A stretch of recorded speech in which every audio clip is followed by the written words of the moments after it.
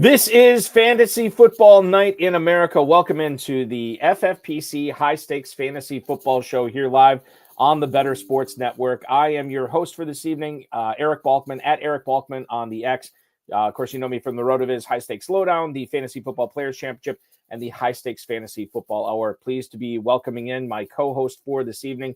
You know all his work at DynastyLeagueFootball.com, at DLF Football on the X. You follow him on the X at HayB3. It is Brandon Haye, also doing work covering the University of Central Florida for the league winners. Brandon, good evening and welcome. Thank you for having me. I'm excited to join. I haven't been able to do a podcast in a while, so it's nice to come on and do some talking. We had this is probably a month and a half or so ago. Neil Dutton came on from RotoViz 4 for 4, and he said the same thing to me. He's like, I haven't done one of these in a while. And we had a really good time. Like I don't know if it's one of those things where you just talk a lot after, because Neil had a lot to say. We learned a lot from him as well. And I have no doubt the same thing is going to happen with you tonight, Brandon. So glad that our viewers are in for a treat tonight. If you want to be in for a treat playing fantasy football, check out the FFPC Never Too Early Best Ball and Superflex Best Ball tournaments. These tournaments have been going since January. They are going to close 2 weeks from today, which is when the NFL draft begins in glorious Green Bay, Wisconsin. A $40,000 and a $10,000 grand prize are at stake, $125 and $35 entry fees to join these. Drafts available right now, 30-second, 60-second, 2-hour, and 6-hour clocks. But I think those slow drafts are going to start winding down here pretty quick. So if you want to get in a slow draft in those, make sure you're joining now at myffpc.com. While you're there, you can check out the FFPC Big Gorilla Tournament, a $1 million grand prize. You're going to get a $50 discount for every third team that you buy. Drafts going off right now, live and slow. The Early Rampage Tournament is going off right now as well. So if you join the Big Gorilla, you're automatically entered in the Early Rampage Tournament. It's 2 tournaments for the price of one entry fee, which is awesome. And, of course, the 7 Bananas promo is live. Anytime you are getting the 7-pick consecutive times, you're winning free teams with the FFPC. And if you get it 5 times in a row, we're paying for a Jungle Safari for 4 for you. So check that out at myffpc.com. And I'm burying the lead here. Dynasty Orphans, we are under 100 of them to go for 2025. These are probably the best deals we've ever offered as long as we've been holding Dynasty Leagues with the FFPC, which has been a decade and a half, 1,800-plus leagues. None have ever folded, and we do have some limited $100 startups going on right now at myffpc.com, so make sure you're checking that out. Those entry fees normally for these orphans go from anywhere from $77 to $5,000. You can pick up multiple $1 teams right now, manage them to glory. You're basically getting a free team here for year one. So check it out. myffpc.com is where to go. Matt Deutsch is our producer tonight. Let's get off and running here, Brandon. Fox Sports' Jordan Schultz has reported that Alabama quarterback Jalen Milroe is going to be visiting with the Giants. He's going to be visiting with the Rams, and he's going to be visiting the Seahawks. This coming off his Browns visit that happened earlier this week.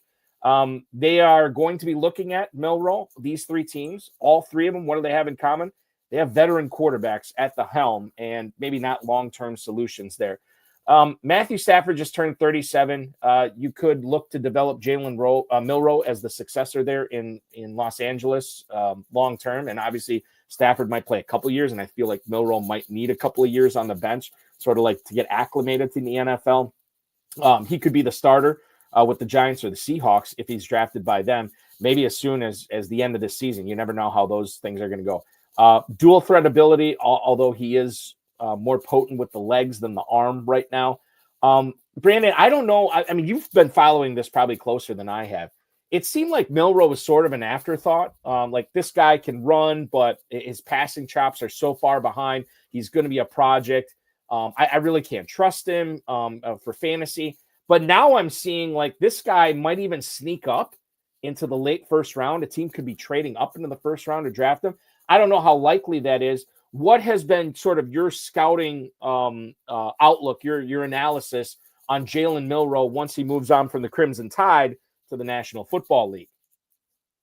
Yeah, so I know he was kind of getting a little bit of hype during the season. And then he had a horrible bowl game, and then he decided to go to the Senior Bowl, which I was at the Senior Bowl, and to be totally honest, he shouldn't have gone, because that just was not a good setting for him, because it's a lot of passing drills, you don't see your legs. So you don't really necessarily see that. I was shocked that he accepted the invite to the draft because that's for the first round players. Mm-hmm. And I just kind of had thought he might not be going in the first round. But some of those teams might jump up a little bit to get him. I do wonder if the Anthony Richardson experiment went better, if he would have been thought of a little better, because I think he's a better product than coming out of college than Anthony Richardson. He's I think better at everything. Still a long ways to go passing the ball. So that's kind of my thoughts on him. Like you said, I do think he probably needs a year or two.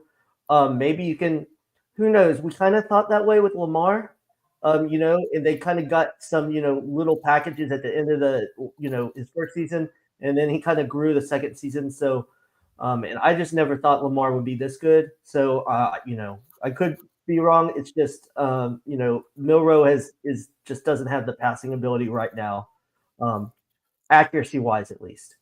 How far along was Lamar Jackson's passing acumen coming into the NFL out of Louisville? How would you compare that to what Jalen Milroe is right now for Alabama? I would say a lot better. I think Milroe has a really strong arm. I think he struggles with making the right reads. Some of the games you'll watch receivers get frustrated because if it's not the first or second read, he doesn't see them being open. So just there's not a consistency throwing the ball. And I do wonder, how, because they had to build an offense around Lamar until he was ready to fully become a better passer. A lot of RPOs, a lot of runs, a lot of throws to the tight end. And in Alabama, they had receivers. So it wasn't like, he was somewhere they didn't have receivers.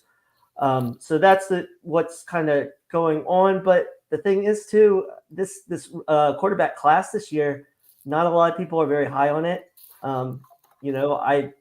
As last year. So, after the first two, after Ward and Sanders, there's an open spot for that third quarterback.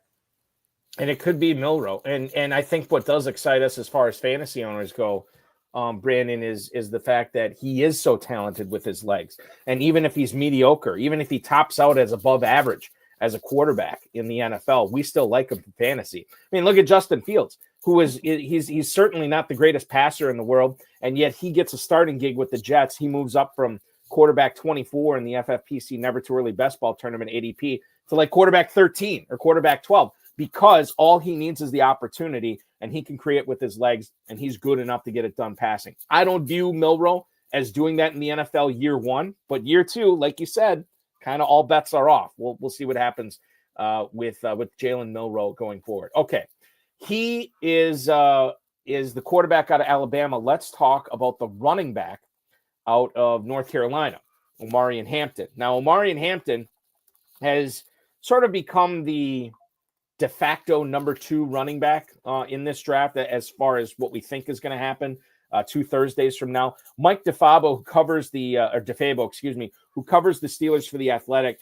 says Pittsburgh is actually hosting Omarion Hampton for a visit.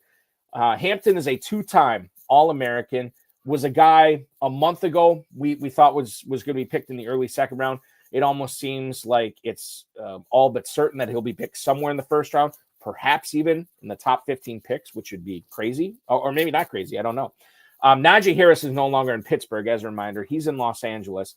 Hampton, over the last 8 seasons, in terms of his average max speed based on Pro Football Focus, is in the top 10.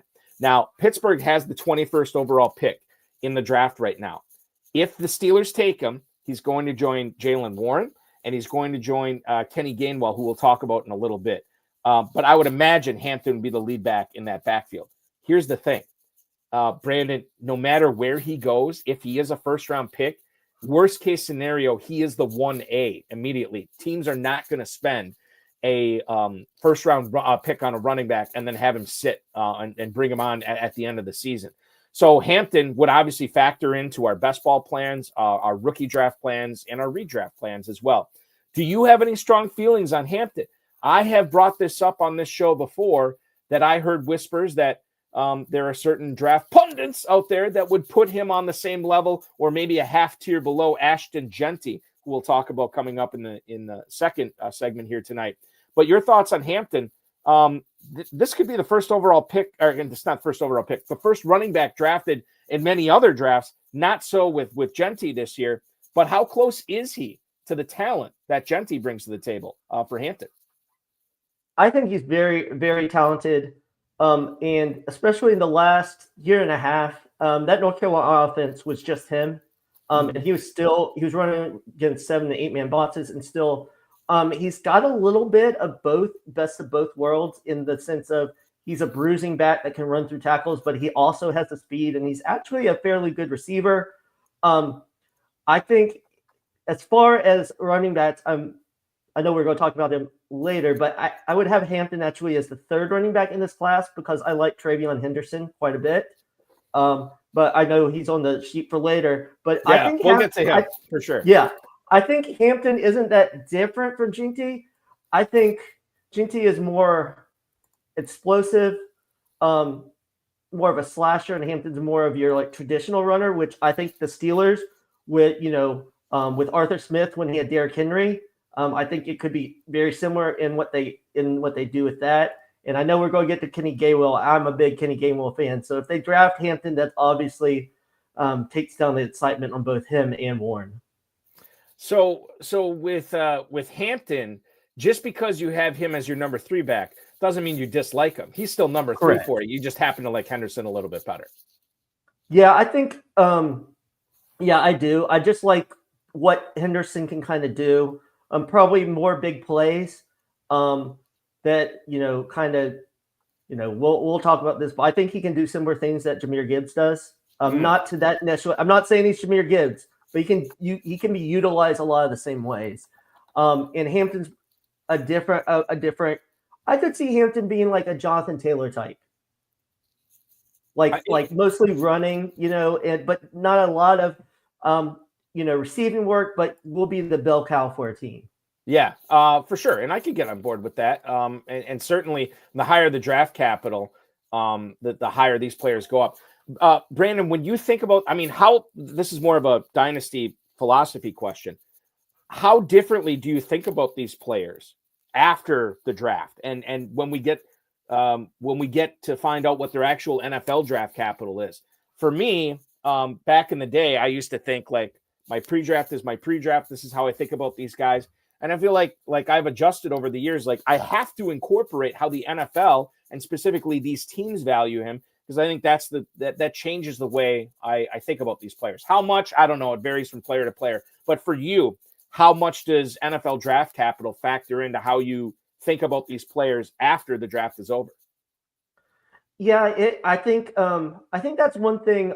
I obviously, when you make a you watch film or do the analytics, do whatever, your process is, you have to stand firm in what you believe in, because even though these teams pick these players at a certain point, you never really know. I like to say one thing, Jaylen Warren, I loved him coming out of Oklahoma State. I had him as the 5th running back in that draft class. He didn't get drafted. He's turned into be, a pretty good player, but that draft capital obviously is a big thing. I will say that before it was kind of, you wanted, especially a running back in the first 3 rounds. But now that running back has kind of been pushed down a little bit, as we saw with Bucky Irving last year, I think in round 4, 5, 6, even 7, you can find some of those players. Obviously, I think if they don't get the draft capital, then you have to look at the situation. Is there, a couple running backs that are going to be ahead of them? In last year, Rachaad White had a good year, but was a little inefficient. So there was room for Bucky Irving to come in there, and midway through the season he did. So I think if you don't get the draft capital, you have to look at the situation on the depth chart. Yeah, I think that's important. Like, maybe it's more important to bump up the guys who get drafted earlier. And that's more important than penalizing the guys who didn't get drafted as high as we thought. Being true to our pre-draft analysis, being true to our evaluation of these players prior to the NFL. And I think it still factors in. But once you see one team like, okay, hey, we clearly believe in this guy, and it was more than I believed in this guy, now I got to start believing in this guy a little bit more. I think that's more important. We're getting to the point of the year, 2 weeks before the NFL draft, Brandon, where I'm kind of like, I'm scraping the sides of the barrel. I'm scraping the bottom of the barrel. I'm like, God, who have we not talked about, right? Who have we not talked about on this show that I think it's important to bring up as we move forward here in our pre-draft evaluation? Washington State wide receiver Kyle Williams is coming in to Tennessee, to Nashville, to visit with the Titans. And what's interesting about this is Tennessee has the number 1 pick. I wouldn't say the cupboard is bare in the wide receiver room for the Titans right now, but it's not great. Kyle Williams as an early second-round pick to be paired with Cam Ward and go along with Calvin Ridley, I think it'd be very interesting. Let's take that out of the equation for a second, not knowing where he's going to be drafted. What can you tell us about Kyle Williams? Because this is a player that I feel like a lot of people aren't talking about out there, and yet he's going to be going probably in the second round of the NFL draft 2 weeks from now. Yeah, I'm not going to lie. I didn't watch a ton of him, but I know, I know a lot of really, smart people that have been saying that they really like him. And, he did very well out, at Washington State. Obviously, it's not great for them that the Pac-12 dissolved. So a lot of those games probably aren't watched. Even when the Pac-12 was a thing, it was pretty much USC and Oregon, and everyone else didn't necessarily get, but he's a very smooth runner, good route runner. And I don't know. I know some people are kind of down on this wide receiver class. I don't think the top end's elite, but I think this wide receiver class is super deep. And that's why it's hard. It's hard for me because I think at the beginning of the second to the beginning of the third, there's a lot of similar players. So I guess it really depends on, how much you like a player and everything. Former six-figure winner in the FFPC, Cullen Hoffman, chiming in, and this is something I was going to bring up. Kyle Williams played with Cam Ward at Washington State before Cam Ward transferred to the U in Miami. Titans offensive coordinator Nick Holtz was also the OC at UNLV in 2022 when Kyle Williams was a running rebel, as it were. Although I think they're just the rebels for football. They're the running rebels for basketball. I had a UNLV guy tell me this. He's like, no. When you're talking football, they're just the rebels. But when it's basketball, they're the running rebels. Okay, I'm sorry. Kyle Williams at Washington State, 13th in yards after catch per reception in 2024.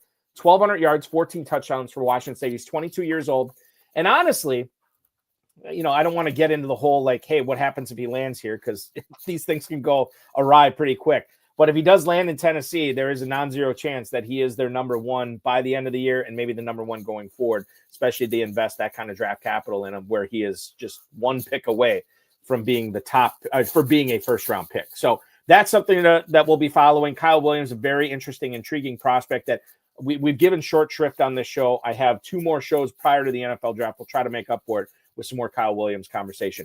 Let's get in. We have so much is going to be tonight on the show. It's going to be about rookies. I do want to get into some veterans that have also fallen by the wayside. It's hard to believe a 2-hour show. I can't talk about everybody I want to talk about, but we're going to get into some of the veterans here tonight, Brandon, that I have not been able to bring up over the course of the last few weeks, including after they signed with their new teams in free agency. And the guy that's going to lead this off tonight is Joshua Palmer, who is leaving Los Angeles for Buffalo. 3 years, $36 million, $18 million guaranteed. And obviously he is going to be, I don't know the number 1 wide receiver, but definitely a huge part of this Bills passing offense. Mac Hollins is gone. I don't want to say Palmer is the Hollins replacement, but obviously a lot of the targets that Hollins got are going to go to Palmer. Mac Hollins did have the second most receptions on the outside of any Bills receiver last season. That was just under 300. He was only on a 1-year deal. Palmer, 2 years ago, 70-plus catches, just under 800 yards and 3 touchdowns. Had a knee injury in 2023 that really sapped a lot of his production. He played in 6 games that year, 15 games last season, and now he gets Joe Brady. He gets Josh Allen in Buffalo. I guess this is the question here. Do the Bills have a new number 1 receiver for Josh Allen in Joshua Palmer? It's funny you say that because when he signed on X, I put out a tweet. I said, Bill's new number 1 receiver, which I think at least for now he will be. I know on the sheets we're talking about Keon Coleman possibly later, but he's still developmental, so this could make him the other outside guy sometimes.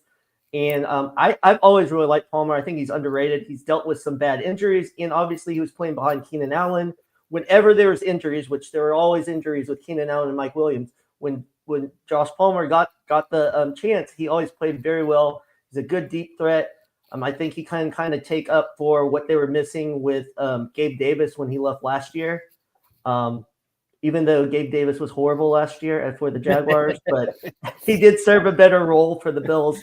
But I think, I know he's had Herbert all this time, but I mean, Josh Allen, better in kind of those scramble drills, kind of get Palmer down the field. So I think he could really be really big for them. I know they just, gave Khalil Shakir a deal too, but he kind of plays the more short intermediate route. So I think Palmer will give them that ability to go deep that they've kind of been missing in the last year and a half when the Stephon Diggs kind of had that, downgrade in getting deep with the Bills. He's certainly an interesting guy to think about as far as, because, obviously, well, like I said, rookie conversation is dominating right now. But if we were to look at the Never Too Early Best Ball Tournament with the FFPC over the last week, and shout out to Fantasy Mojo, fantasymojo.com. If you play in the FFPC, highly recommend you get a subscription to Fantasy Mojo. It is invaluable content. And anytime I cite ADP on this show with the FFPC, it's always due to the Fantasy Mojo stats I have. Joshua Palmer coming in at wide receiver 73 at the 1708 on average in that best ball tournament. Brandon, I'm going to tell you this right now. If I can get a wide receiver one at that level for redraft in the 17th round for a Bills offense that, it has a good team, has an MVP quarterback, that seems like really, really good value. I'd be hammering Josh Palmer in the 17th round every time. Oh, yeah, I think that's a no-brainer. I think that, he's getting way undervalued there. So, yeah, definitely. Let's talk about the Jacksonville Jaguars, a team near and dear to you. Or at least near. I don't know how dear they are, but we'll find out in a little bit. James Gladstone, the brand new GM, fresh out of high school, I believe, is now the GM for the Jaguars. He says Dyami Brown has, quote, untapped potential. This is something that he said last week. 1 year, $10 million deal for Dyami Brown in free agency as he moves from the nation's capital to the Jacksonville Jaguars. This is probably going to be the Robin to the Brian Thomas Batman in this offense right now. Gladstone said, quote, somebody else that can go down the field so Thomas is not always having to be the guy on the top shelf. His most productive string of games as an NFL player for Brown was last December and January for the Commanders. Liam Cohen, the new head coach in Jacksonville, said Brown is, quote, somebody that's able to attack the field at all three levels. He's going to be turning 26 this season. He should be the team's number 2 target since Christian Kirk is in Houston. Evan Engram is in Denver. What is the scuttlebutt? What are people saying in Jacksonville, Brandon, about Dyami Brown? So I think there's a lot of excitement with the new GM and Cohen coming in. I don't think, well, I know the city of Jacksonville wasn't overly thrilled with the free agency because they weren't spending the money bringing in the big names, but we've done that and it hasn't worked. I actually like what they did, and I think Dyami Brown, he could play a similar role to Jalen McMillan late in the season last year with the Buccaneers, similar size. And also Dyami Brown, I looked, he had 7.3 yards after catch last year. And if you look at receivers with 50 or more targets last year, that's 6. So he did very well in obviously a small, not a huge role, probably bigger in Jacksonville. But, I think he'll be there this year. The rumor is we'll draft a wide receiver probably in the first 3 rounds. So it'd kind of be like someone could possibly take over for Dyami Brown in 2 years. Or if he does well, then you could have even more depth. But I think that's the thinking there. And, some people go crazy about the $10 million. I mean, in the way wide receivers are getting paid right now, it's really not that bad. It's a bargain. It's a bargain, and it's only 1 year, right? So if Brown is doesn't live up to it, they can easily cut bait, and then whoever they pick, to your point, if it's a receiver in the first round, probably not in the first round, but definitely Friday, they'd be looking both in the second and third round. You already mentioned it, Brandon, how deep this wide receiver class is. They could add somebody there who could be the new wide receiver 2 in Jacksonville next to Brian Thomas for, the next 4 years or what have you. So I think that's interesting to point out. Now, I feel like I think since Ezekiel Elliott got drafted by Dallas, which seems like 100 years ago, and quite frankly, it could have been. The Dallas running back situation is something we have always followed for fantasy football over the last decade or so. The Cowboys let Rico Dowdle go to the Panthers. They signed Miles Sanders from the Panthers, and they also signed one Javonte Williams to a 1-year deal. It was $3 million, not a lot of money.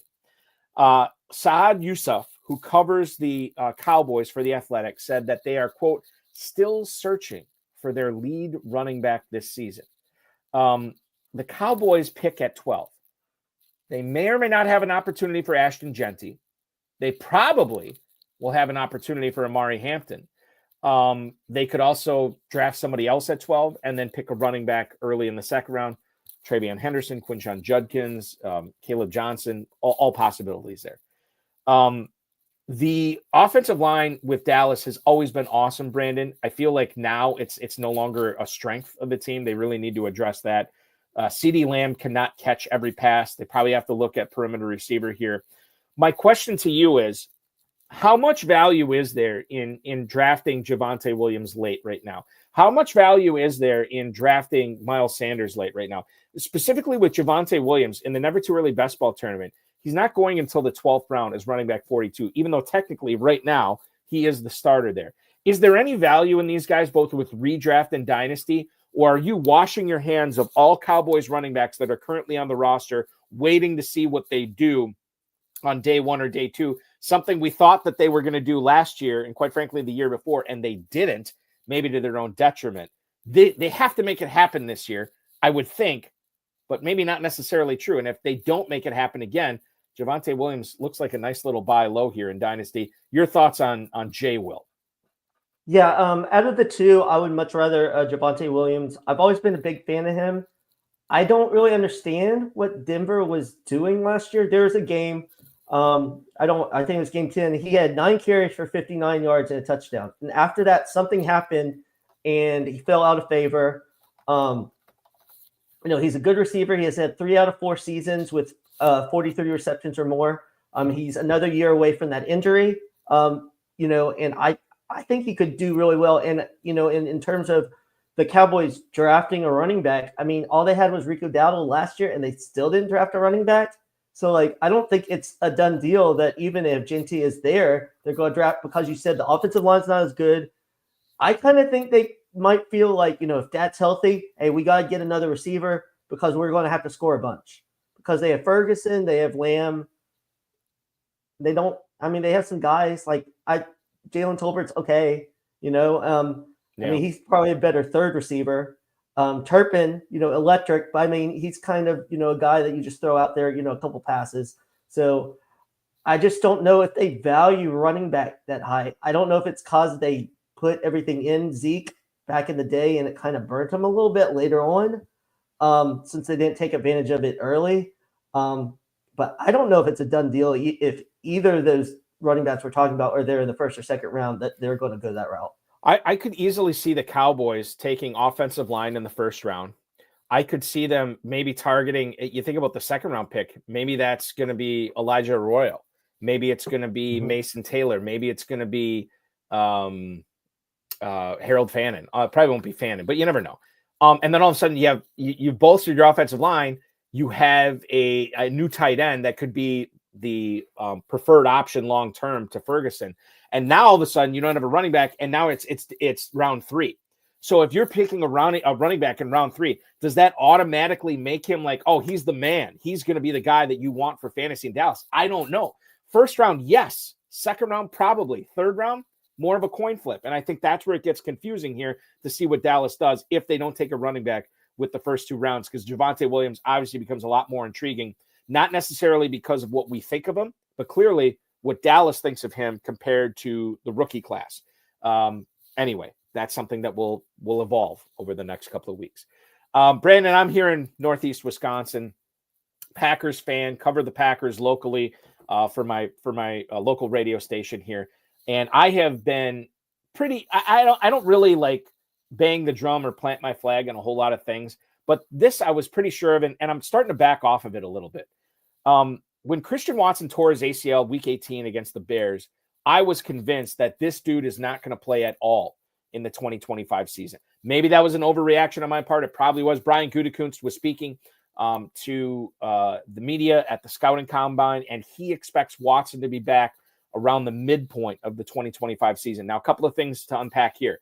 GMs, head coaches, they rarely give timetables for players coming off injury, because if they don't meet that timetable, that looks bad on the player, it looks bad on the GM, it looks bad on the head coach. They don't like to set these timelines unless they feel strongly about it.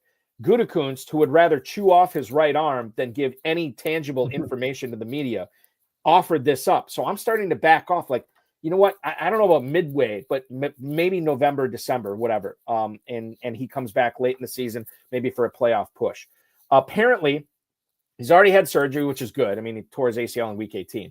And Gutekunst said everything so far has been really good. He's been through this before, so he knows what to expect. It's a big injury. It may take some time, but he's got the right mindset, positive attitude to it.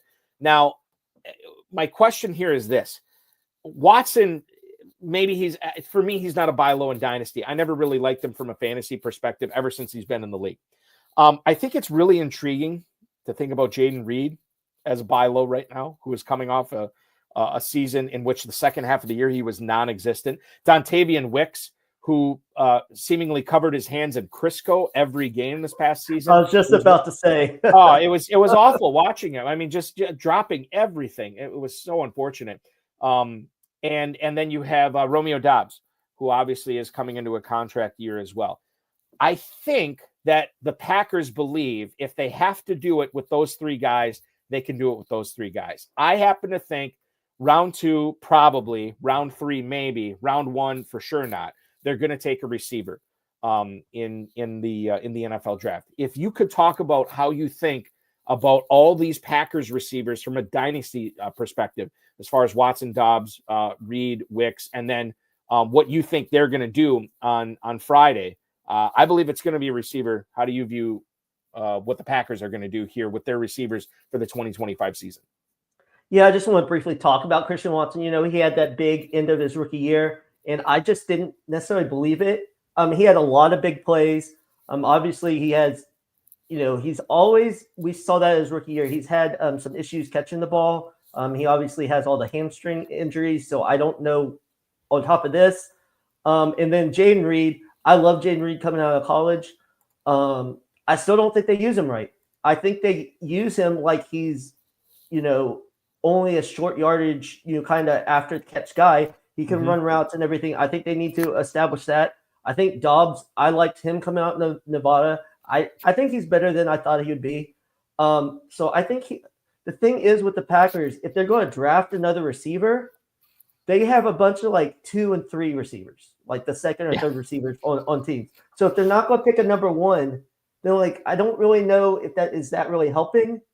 I think Wicks is probably a wide receiver 4, even though before last year, everyone was hyping him up. And I was like, there's a reason that he didn't get drafted as high because, that's, I think, another thing. A lot of people see highlights in camp or like in preseason games, and they don't necessarily follow, the players in college and everything. So they don't see, it's kind of the Joe Milton effect. Everyone saw that one game against the Bills back up. But I mean, hey, who knows? He might turn into something. But I mean, when someone doesn't do that in like 3 years of chances in college, I just think sometimes you just got to take them for what they are and just not a consistent player.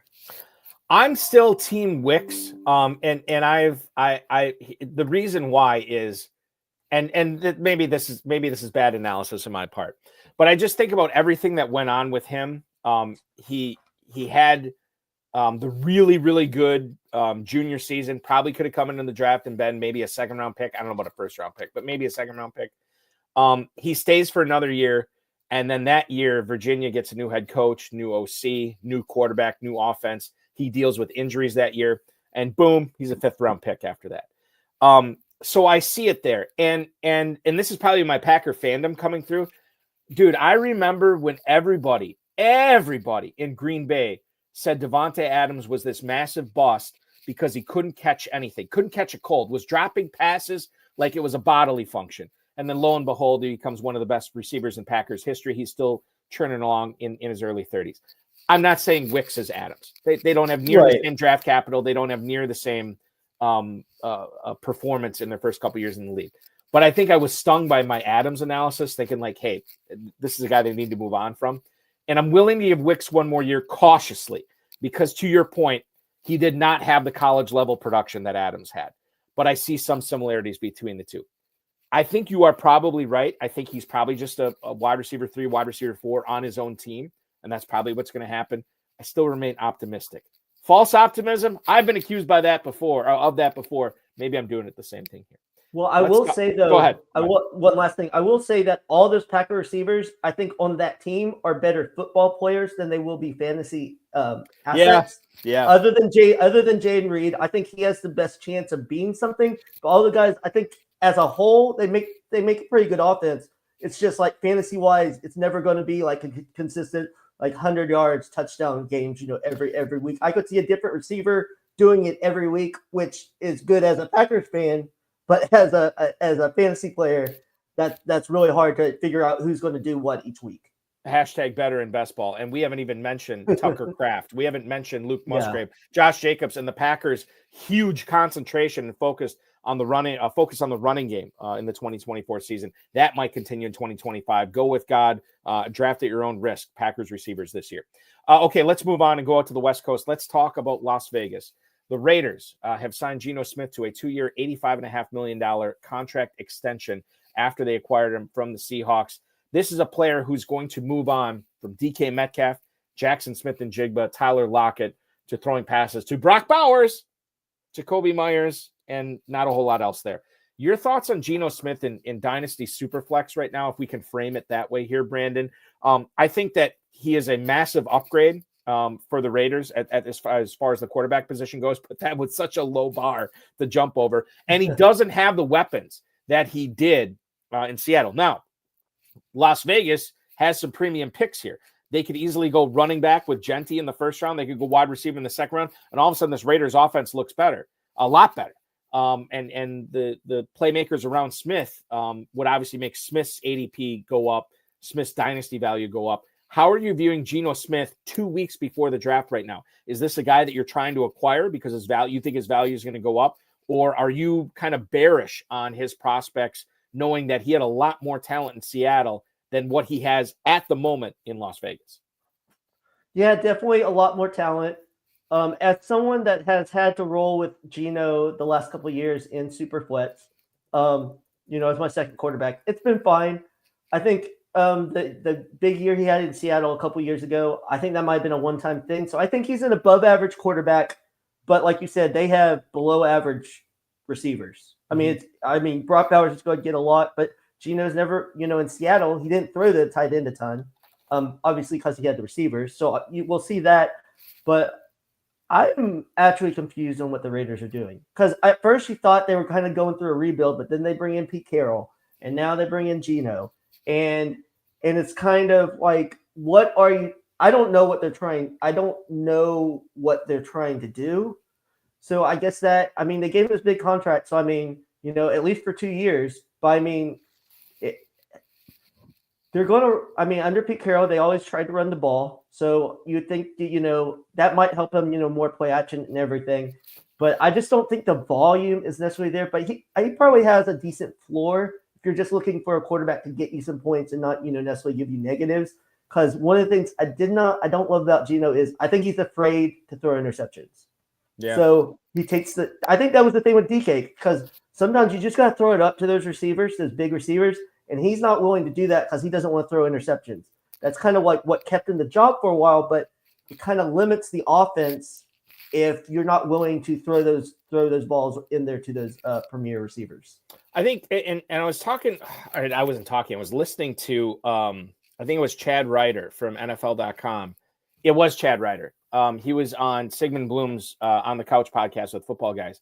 And he was talking about how, when you get to this level, the best football players in the world, you have to take certain risks to kind of separate yourself from everybody else. He mentioned how the Chiefs have done this in drafts, where they're taking risks, whether it's character, whether it's, what have you, where other teams are saying, they're saying no, you have to say yes. And it's worked out for the Chiefs. It has not worked out for the Chiefs. That was the team he brought up. I think similar to that, with the way you play football, Geno Smith has to take some risks, right? You're talking about the elite of the elite. And yeah, every so often you're going to get burned by throwing downfield. But if you never take advantage of that weapon, that can be a field flipper, that can be a game changer, that is a playmaker. If you don't take advantage of that, you're hurting the team. You're hurting your team's prospects, and you're doing your teammates a disservice by not doing that. Hopefully, he can take advantage of that if they get a lid lifter in the draft. Brock Bowers, obviously, you don't want him double teamed every single play. Right. And Jacoby Myers, I don't know if that's enough to take the pressure off Bowers. Certainly wasn't last year. People were focusing on Bowers the whole time. Of course, he had one of the greatest tight end seasons ever. So maybe he is just superhuman. I don't know. Fun things to think about going into the NFL draft. Kenneth Gainwell, we talked about him earlier. I want to talk about him again. 1-year deal. He moves from Philadelphia to Western Pennsylvania to be a Steelers running back here.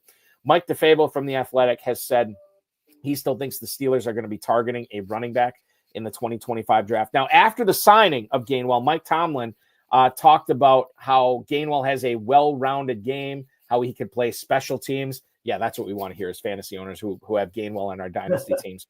And plays a lot of on possession down ball. Okay, that's fine. But Tomlin also said this is a super deep, I'm paraphrasing, this is a super deep year at running back. I think the way that we have to handle Kenneth Gainwell, that we have to handle Jaylen Warren, we cannot treat them in drafts or in dynasty right now as the number one running back, as the number two running back. I don't know what the contract situation is like, but I think right now there's a non-zero chance that Gainwell doesn't make the team. If the Steelers could go running back in this, I mean, not for the first two rounds, but what happens if they draft two running backs? Then you have two running backs and Jaylen Warren, and Kenneth Gainwell is kind of the odd man out. I don't know if that'll happen, but in a draft as deep as this, man, that Pittsburgh backfield right now, Brandon, that's one of the most volatile situations in dynasty fantasy football at the moment. Jaylen Warren looking really good right now. He could look awful for his dynasty value 2 weeks from today. No, I definitely agree. And I always get confused when teams get similar backs. I mean, obviously they're not, I think Jaylen Warren's like more physical between the tackles, but I mean, they're both, the thing with Warren and Najee was, you had the bruiser and you had Warren that was a little more of a slasher. Well, Gainwell's it just confused. Same thing with what the Titans did last year. But I looked at, I'm a huge Kenny Gainwell fan when he got drafted through the draft process. I don't think the Eagles ever used him well. They used him like he was just a regular running back. But when he got double-digit carries, there's 10 games. He had 104 carries for 472 yards, averaging 4.5 a carry. So a lot of people want to put him as this like kind of scat, back, but he can run between the tackles. Obviously, I don't want him to be running between the tackles 20 times. In Philadelphia last year, he had only one target over 9 yards. This is a player at Memphis that you could line him up out wide. He can run wide receiver routes. I've never understood why they didn't, so I think the Steelers could, if Roman Wilson still doesn't work out and they don't get another wide receiver, they could play Gainwell in the slot some, move him around and everything. So that is a positive for him. But I do agree with you. The running back situation is not great. They're confidence-wise, because you have to figure if it came down to it, if they draft a running back in the top 3 rounds, it'd be that running back, Jaylen Warren, and then Gainwell. And if they draft another one, Gainwell might be, like you said, a special teamer, kind of stuff like that, which I was happy when he finally got out of Philadelphia. I was like, he's going to go somewhere where he can get some playing time. And now I'm like, he might be in the same exact position exactly. he was before. And this new head coach is talking about what a great special teamer he is. So frustrating. And it's not like he got the bag. He did not get the bag. Yeah. I mean, he got some money, but I think that, well, let me put you on the spot here, Brandon. If we were to look at all the running back situations in the NFL, when you consider draft capital for where these teams are picking, when you consider the players they already have on the team in the running back room, would you say, when you're watching this draft in 2 weeks, would you say that the Pittsburgh running back situation is the one that you think is the most exciting? Would you say the Dallas one is the one you're more focused on? In other words, what running back situation has the quickest path to greatness? Which one could be an instant upgrade for that player in our rookie dynasty drafts this season if he gets significant draft capital? Dallas and Pittsburgh are right up there. Am I forgetting anybody? Who would you put as the top one you're watching? Yeah, I think those would both be pretty good. I mean, I want to know who's going to be the quarterback in Pittsburgh too, because I think that puts a lot of, in there, because that might be more running and everything. My only worry is if Pittsburgh or Dallas don't get someone in the first and second round, like we were talking, and they get someone third round or later, that could just be a 3-back committee, and that's like even worse for fantasy managers. So it's almost like you want them to get one of the top guys, or like just wait. Because if they get someone in the middle, like it could just be a disaster running back by committee in those situations. So one of the other things I wanted to bring up in this first segment, we obviously, one of the big things we do at the FFPC every year is the pros versus Joes, where we have 36 industry pros take on 36 FFPC Joes in all these best ball drafts, and they're all battling for 6 different FFPC main event entries. I want to say like 3 years ago, maybe 4 years ago, we started doing pros versus Joes at the FFPC, but we did it at a dynasty level. And I don't even know how many of those leagues we have out there now, but we got a bunch. Dynasty League Football has at least one. And Brandon, I know you at least co-manage one. Are you the only guy running this Dynasty League Football team for the FFPC? Or do you have a co-manager for this? No, it's just myself. Just you. Okay. Which is great. Because I have highlighted, I don't even know if you know this. I send out all the FFPC emails every week, and I have highlighted several times your coverage of how you've been handling this team and the results of how this team has gone. Now, refresh my memory. When you ran this team last year, how deep into the playoffs did it get? I lost in the first round. First round. Okay. Now you have posted a new article, which you can find, dynastyleaguefootball.com, by Brandon Haye, about roster cutdown day, which is always a huge thing in the FFPC dynasty streets every single year. This is difficult. And because with the FFPC, we have short benches when it comes down to this. You have to cut down to 16 players, which is not easy to do, especially if you've been able to curate a deep team, which in my opinion, you did. And you had to make some tough cuts.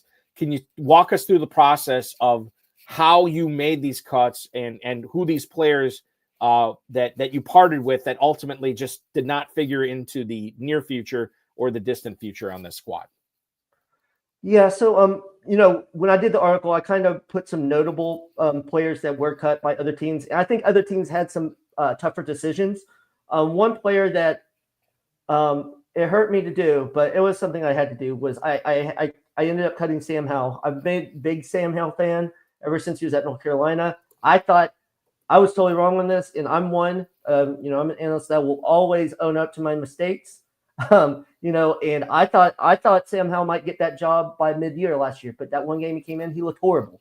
Yeah. And I was like, they brought in Sam Darnold. You got to think they're going to bring in someone else, a rookie. I was like, if he makes something out of it, then it is what it is. So I had to let go of him. Do you actually have the list right now? I'm kind of going blank on it. Yeah, no, I can bring it up. I have it in front of me right now. So basically, so you had mentioned Sam Howell. This is something that, because one of the private dynasty leagues I play in, we don't have cut downs for another couple of weeks. But Deontay Johnson, I'm probably going to be parting ways with. Yes, Deontay. When I drafted him, I thought I got a steal. Yes. I thought I was all in on Deontay Johnson. I did in the Scott Fish Bowl. I went all in on Deontay Johnson and Bryce Young. That really blew up in my face. I honestly don't know if he plays anymore, because that's my fear as well. That's exactly my fear as well. He was on 2 playoff teams, and they're just like, no, we're good. Like Houston barely could field a wide receiving group, and they're like, nope, we're good. So I don't know what happened to, like, what's behind the scenes, but he's a guy that I'm like, I believe in the talent, but I I think the other thing too to bring up, and I think this is a Marshawn Lynch quote. You want to make sure your mentals is good, and I don't know if the mentals is good with Diontae Johnson right now. I hope they are, but certainly the reporting we've seen on that doesn't give me much hope.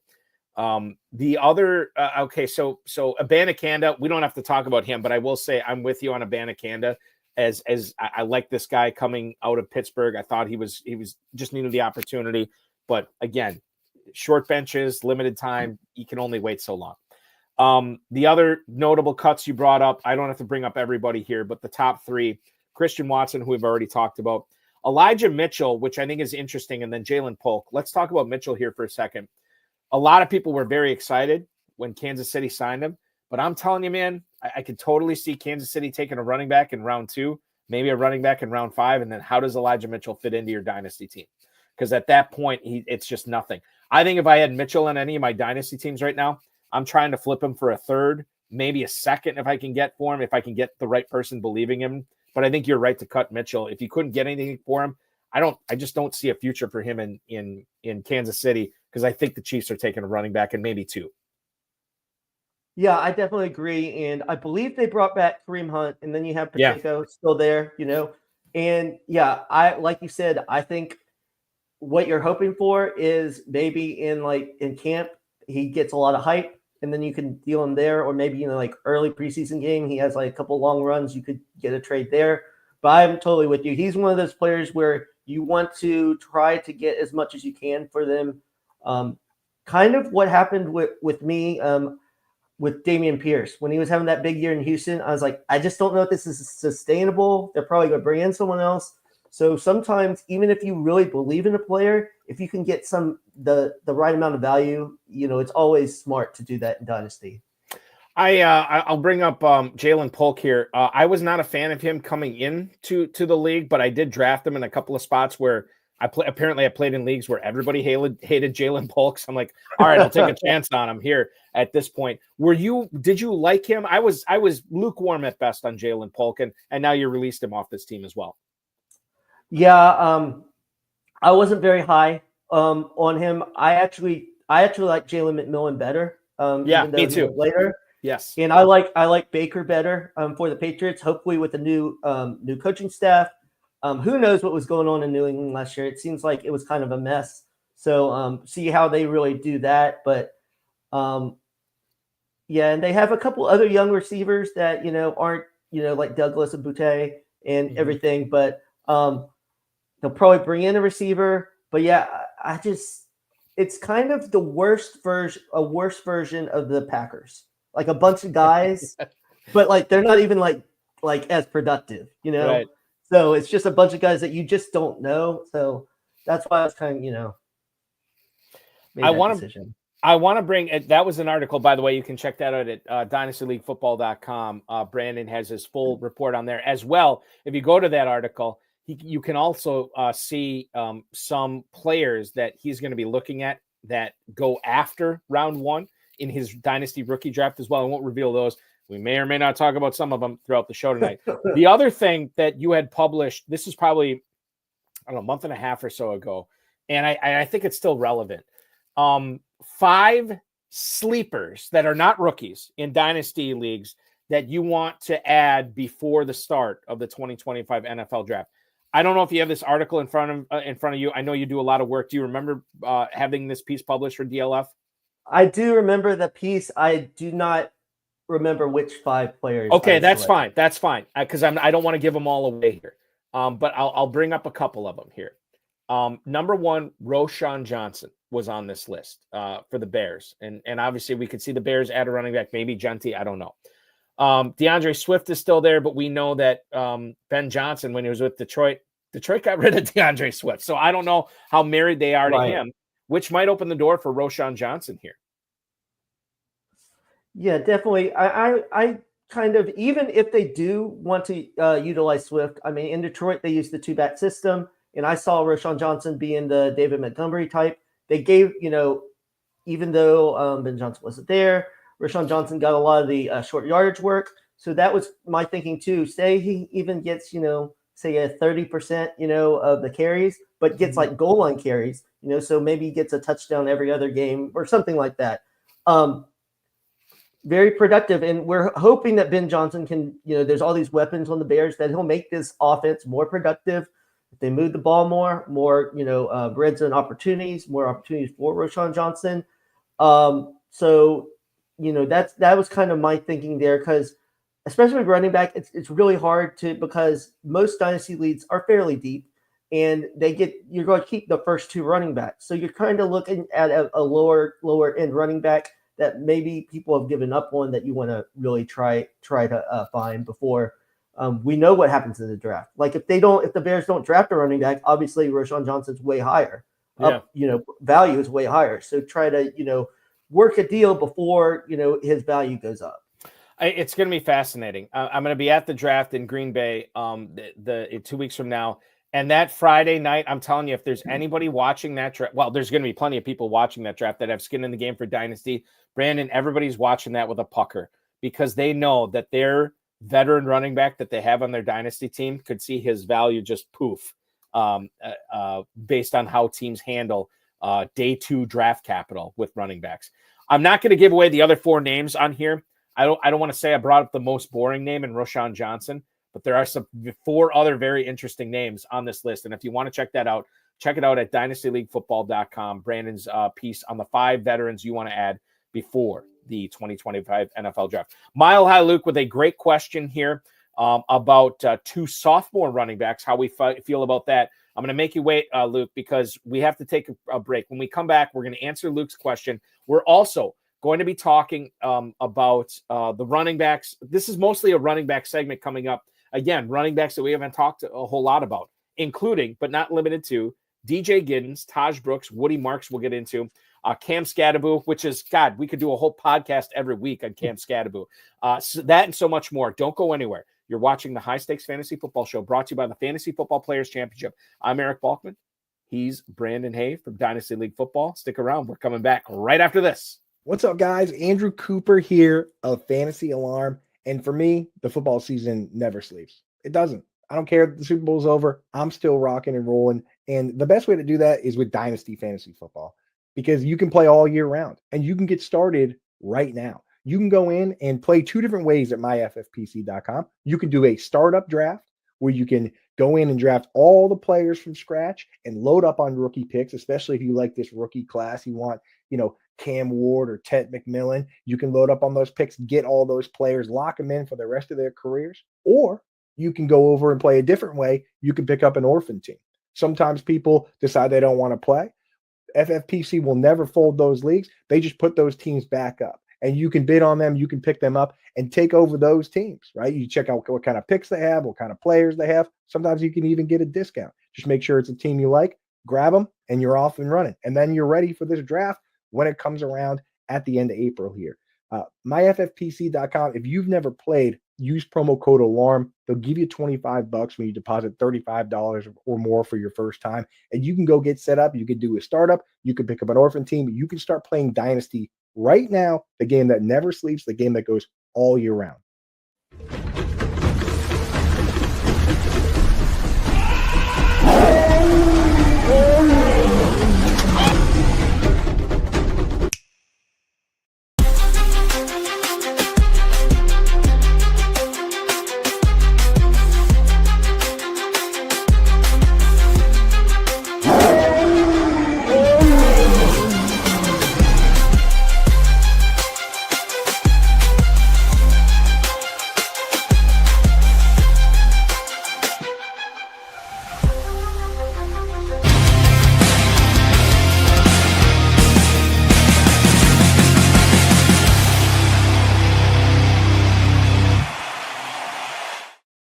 For the first time ever in the FFPC, the Big Gorilla Tournament is live. A $1 million grand prize, $50 discount on every 3rd team that you're purchasing. The early Rampage tournament is going on right now. So basically, you are in 2 separate tournaments for 1 entry fee when you enter at myffpc.com. $1 million grand prize in one, $10,000 grand prize in the other. The early Rampage is all these teams that are drafting early. So you'll be pitted against all teams drafting now, not teams that are drafting in late August, early September, what have you. And the 7 Bananas promo is live. you want to make sure you're trying to get that, not that you can because it's randomized, but if you get that 7 pick multiple times in a row, you're going to get free teams, including but not limited to, including a jungle safari if you get 7 picks right in a row. We've already had a team get 3 picks in a row, and we have had teams get 5 picks of the same draft pick in a row before. So take your chance right now at myffpc.com. And even if you don't get that jungle safari, $1 million will buy a boatload of jungle safaris here. We are broadcasting the show, High Stakes Fantasy Football Show on the Better Sports Network with Brandon Haye from Dynasty League Football. And, of course, league winners. Check out his coverage of Central Florida there. And, Brandon, I think one of the things that we need to point out here is, like, you cover college football. You're well-versed in a lot of these rookies. You're paying attention to not only Central Florida, which is your specialty, but you're paying attention to a lot of these college prospects over the course of their careers. Yes, I am. I've gotten pretty involved in Devy leagues the past few years, where you can draft players in college and they automatically go on your NFL team. So you don't have to worry about not having the number 1 pick and wanting to get one of the top players. So definitely, I'm very, I love college football. If it wasn't for fantasy, I definitely would not be into the NFL as much, probably because the Jaguars suck every year. So it's always a depressing type thing. Weren't they in the AFC Championship just a few years ago, something like that? Yeah, so they're usually good 1 out of every 7 years. Okay, 7-year itch for the Jaguars as far as fantasy, or as far as NFL goes. Okay, I want to bring this up because Mile High Luke, Botanical Extraction, the guy with the longest name who watches us on YouTube, had a question. I'm going to recuse myself until you answer this first, Brandon. He wants to know Marshawn Lloyd versus Kamani Vidal in Dynasty right now. Lloyd, who obviously had the draft capital last year over Vidal, but who dealt with a lot of, two significant injuries, and then an appendectomy. It was something, I think it was I think he had appendicitis in the end. Yeah, I think you're right. Yeah, it was rough. Rough rookie year for Lloyd. Vidal played behind Dobbins, played behind Gus Edwards. This is an interesting question. And Brandon, I want to know how you feel about it. If you had the opportunity to roster one of these guys right now in Dynasty, who would you prefer? So I went all in on Marshawn Lloyd last year. A lot of Dynasty drafts, I picked him up because my thought was, LaFleur likes that 2 running back system. Mm-hmm. You got Jacobs was going to be the main running back, and then you saw they needed another running back, to kind of spare Jacobs. They played a couple of running backs that were okay. But it seems like they just have so many weapons on that offense. I don't know how many touches Lloyd can really get. Vidal, I don't think has. I guess he could have an upside. And even though they got Najee, second year, usually sometimes running backs, it takes them a couple of years to get going. Harbaugh kind of likes to run the ball. He could have some, So personally, I would take Lloyd because of the receiving ability. But like you said, he's suffered injuries all through his college career. He had injuries last year. So I wouldn't mind if you went the other way. But personally, I go with Lloyd. I'm going to agree with you. And here's why. I wouldn't say I was all in with Lloyd, but Theo Greminger from Fantasy Points just had me, even before the Packers drafted him, he was all in on Marshawn Lloyd. And I started to be a believer in him as well. To your point of what you said of how the Packers like to operate on their offense, I knew it was going to be a 1-2 punch, and that 1-2 punch happened. It just happened to be skewed much more favorably for Jacobs, and it was Chris Brooks. It was Emmanuel Wilson. It was not Marshawn Lloyd. There are talks that the Packers would draft another running back this year, despite being set at the position with Jacobs, with Lloyd, with Brooks, with Wilson. I think back to last year when a lot of people thought receiver was a big need for Green Bay. They didn't draft any receivers. And they just rolled in with Watson and Dobbs and Reed and Wicks and all those other guys. So I don't think it's a foregone conclusion that they draft a running back. I could easily see them skipping the position, even though this is a really good year for running backs this year. I am more willing to bet on Lloyd than bet against him because of his perceived dynasty value right now. I think that normally if you try to draft a player like this, or trade for a player like this from a team who drafted him with, I don't know, high second round draft capital in your rookie draft last year, they're not willing to sell for 80 cents on the dollar or 75 cents on the dollar. I think for this guy, they probably are. And I'll bet on that. And with Vidal, who was healthy most of last season, he's still well behind Edwards. He was still well behind J.K. Dobbins, who's not going to be on the team this year. And now he's playing behind Najee Harris. I just don't see it with Vidal. So, yeah, Lloyd, swing for the fences, go for home runs. Don't go for doubles at the end of your bench. And Lloyd is the home run. Vidal is at best a double and probably just a single. Okay. Moving forward. Oh, and I'll just bring this up with Mile High Luke, who posted this in YouTube. In order for Marshawn Lloyd to be successful, he's going to have to overcome big red flags with his fumbling, which even showed up last year before they IR'd him, which was true. I don't, and Brandon, I don't know if you have any thoughts on this. I don't necessarily penalize a guy who has fumbling problems in college, who has fumbling problems early in his NFL career. I mean, it's a thing. Like, I do think about it, and Luke is right to bring it up.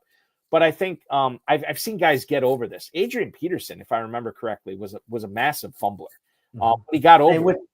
Same with Tiki Barber. Tiki Barber is another great example. Yes, exactly. Yeah. So I think, like, for that, like, yeah, that factors into it. But if I'm thinking about all the things that are preventing Marshawn Lloyd from being a fantasy starter for me a few weeks out of the 2025 season, fumbling is like maybe number 4 or number 5 on that list. And number 1, 2, and 3, stay healthy. Yeah, definitely. Yeah. Okay, let's move on here.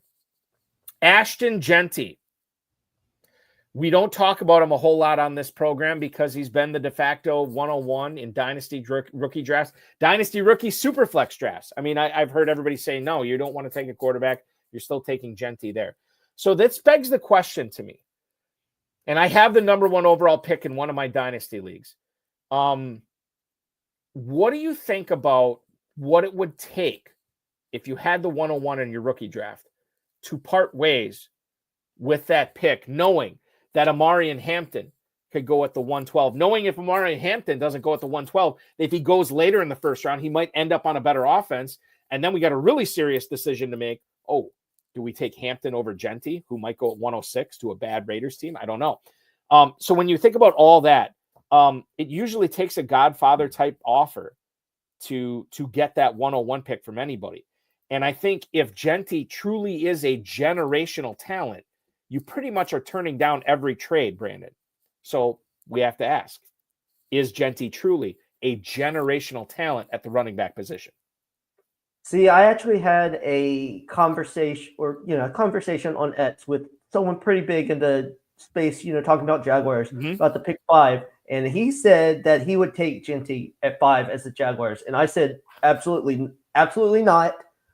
There's just too many holes. And I think there's enough talent with Bigsby and ETN. Like, I think, a new coach and everything, I'm fine with them drafting a running back, kind of like the Bucs did last year, getting Bucky over in the 4th round. I'm okay, even 3rd round, but going that high. So it's hard for me because you can't deny what he did last year. I mean, it was crazy. Like, it was just his contact balance and everything was great. But a lot of people, I still really like him, but like Bijan Robinson in Atlanta, he's really good. But like, I think people probably thought he was going to have bigger numbers, go into that offense consistently. So just at the running back position, sometimes it depends on the games, the team, and everything. I think let me just say, I think he's very, very good. I'm not willing to say he's generational. Yeah, I mean, like, as far like if I was to tell you Bijan Robinson and Jahmyr Gibbs are in this draft, then you can't utilize any of what they've done in the pros. You can only reference their college career. How would you rank those guys coming into the pros between Jeanty, Robinson, and Gibbs? I'd probably go Robinson, Jeanty, Gibbs. Okay. So Jeanty's up there, but he's not up there. Right. As it is for you. And let me say this too. I've loved Jahmyr Gibbs because of his, receiving ability, his speed and everything. But I think Bijan and Jeanty are more fully rounded running backs, can, carry the ball 20, 25 times consistently. Let's do this here. Corbin wants to know what our thoughts on Colin Granger is. And I'm going to be honest with you. Of all the players I thought I was going to talk about on the show tonight, I did not think Colin Granger would be one of them. For those of you who are not educated on this, and quite frankly, that's 99% of you. God bless you, Corbin, for being a real one, for being a diehard. Colin Granger played college basketball at Coastal Carolina, and the Carolina Panthers have signed him as a 6'8", 245-pound tight end. Now, this is interesting, I think, because it's Carolina. They have Tommy Tremble there, who is an athletic freak. They have Jatavian Sanders there, who I think was kind of like a tweener wide receiver tight end. Jordan Matthews, for Christ's sake, used to be a receiver in the NFL, and now he's a tight end. And now you have Colin Granger there. Even at, listen, I work for the FFPC. I want to bring up tight ends on this show. Even in a tight end premium league, man. Brandon, I can't. This guy's not registering for me right now. No, I mean, you would have to have the deepest of deepest benches in Dynasty to even contemplate it. And honestly, I don't want to contemplate it because I'm pretty all in on Jatavian Sanders. So I hope that doesn't happen. But because I mean, I know there have been success stories, in the past, but just it doesn't happen often. That's the thing. It's just like unless you're in the deepest of deepest leagues or you are really punting for 2026, I just think there's better ways to spend a roster spot. And Corbin, you could be right. He says next Antonio Gates. Who am I to say you're wrong? I don't know. Maybe he will be. Maybe he'll be unbelievable. I think the odds are against him, and I don't see it happening. But there's certainly a non-zero chance of it happening. But unfortunately, the time has expired on what we can talk about Colin Granger tonight, unfortunately. Sorry, man. Moving on. TreVeyon Henderson. We touched on this in the first segment. He is your number 2 running back, right? Yes. Okay, he's your number 2 running back. And I think you would agree that this is a first-round talent that I don't want to say he's going to go in the second round. I think that it's probably – I would say there's probably – a 65% shot of TreVeyon Henderson going late in the first round at this point. I thought he's going to be a second-round pick for most of the drafting season. I've kind of shifted my thoughts on that. But I do think he is going to be the 3rd running back drafted, rightly or wrongly. But I do think he goes in the first round. Tell us a little bit about why you like TreVeyon Henderson better than Omarion Hampton from a talent level. Yeah, I just think you've seen with Jahmyr Gibbs and some other, running backs come out that you give them 10, these type of backs 10 or 11 carries, and then you give them like 5 or 6 receptions. Just we saw in the college football playoff against Texas when TreVeyon Henderson took that screen and really changed that game at the end of the first half, went 70 yards. He has great hands. He has speed. He actually has 2 seasons of 1,000 yards and one, I think, 900. He's actually a better runner between the tackles. He actually last year he had 4.4 yards after contact. Would you think of him more of a speedy kind of shifty back? But he does have some of that power.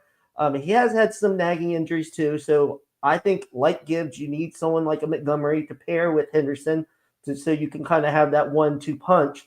And I know this is not necessarily what you said, but if he does make it to the second round, I think some teams that should look at him are the Bengals, Browns, Broncos, Texans, and possibly even the Raiders. I want to talk about Kalen Johnson here as we pivot off of TreVeyon Henderson. Kalen Johnson is a player that I want to keep an open mind about. Kaleb Johnson, not Kalen Johnson. I don't know what I'm thinking of here. But Kaleb Johnson is a player that I kind of made my mind up on, Brandon, that he is going to be a first and second down banger. He's not going to catch a lot of passes. He's probably going to be taken off the field on 3rd downs, and that is his fantasy upside. If he's not falling into the end zone, he's probably not a player that's going to win you a lot of leagues. To that end, is the team and the role that he inherits in the NFL more important to a player like him than it is to what you just said about Henderson, Omarion Hampton, Quinshon Judkins, Ashton Jeanty. Is the fit more important for Kaleb Johnson than it would be for some of these other running backs that are going to be drafted on Thursday and Friday? I do think it is, and it's not even necessarily like, say, scheme wise or anything. I think it's the depth chart. If he can get a job where there's really not anyone really competing with, and he can get that job early. I was actually watching some videos from Dynasty Nerds, kind of breaking down Kaleb Johnson, because I know a lot of people are high on him. Obviously, a lot of production in Iowa. I'll just say they don't pass the ball well or often, so you're going to get a lot of production at Iowa. And sometimes for his size, he just didn't move the pile as much, or break tackles as much as you would like to see. He, like you kind of say, he's good. It's just like, I don't know if he ever, like you said, wins you games. He could probably, his floor is probably pretty good. But I mean, if you're trying to win leagues, especially, in competitive ones, you need guys that you need to take that risk that can have that high upside. I just don't know if, unless, like you said, Kaleb Johnson scores 18 touchdowns. Right. Right. I just don't see that happening. Yeah, he'd have to pull off his best James Cook impression, right? And right. and then by the way, let's just say he does that. If Kaleb Johnson scores 16, 18 touchdowns, whatever his rookie season, man, I'm flipping him for an early second round or so. Oh yeah, just as quick as possible. Quick as possible. Exactly. Cam this is how I labeled it, and Matt will throw this up on the screen here. Cam Skattebo, fact or fiction? Because he is one of the more polarizing prospects. We'll get into Travis Hunter later on in the show. But I think that Cam Skattebo is one of the more polarizing prospects we've had at running back. The tape looks great, man. What he was able to do, even in that Texas game where he was going up against, one of the best and well-funded college football teams in the country. He was doing it himself. He looked awesome. He was throwing touchdowns. He was catching touchdowns. He was running for touchdowns. However, he chose not to run at the NFL Combine. And then I think he ran at his pro day. It was pedestrian at best. It wasn't great. He's not a super heavy guy. It's not like he's a rocked up 235-pound guy. He's like 215, 220 or whatever. When you think about what he's going to be in the pros, many of us will be sitting at the end of the first round in our rookie drafts or the beginning of the second round in our rookie drafts, and Cam Skattebo will be staring us in the face. Obviously, draft capital will play a role into this, but knowing what you know now about Skattebo, Brandon, how do you feel about him moving from Arizona State to the National Football League? So he's a very interesting player. I think he might fall into those categories of really, really good college players, but I just don't know, because I looked and he had tons of yards last year, but he had 9 games where he had over 20 carries and 5 games where he had over 25 carries, to get a lot of those yards. He's one of those bats where you keep giving him the ball and he'll get better as the game goes. But I just wonder, our teams don't really do that anymore, unless you have a premier bat. So if he doesn't get that, it's not like he's a game breaker all the time with that kind of speed and everything. He's probably going to be a short yardage type guy, a guy you can kind of maybe like an H-back type, throw some passes to. He's going to be a better football player than a fantasy asset, I think. So based on your analysis, I'm guessing, Brandon, you are going to let somebody else draft him in all your rookie drafts. Yeah, I mean, if he somehow was around, say, in the 3rd round, I mean, I think at that point you got to take the chance just on his ability. And like I said, I could be totally wrong. It's just the way teams kind of use their running backs now. I just don't know if he's getting those 20 touches a game at the next level.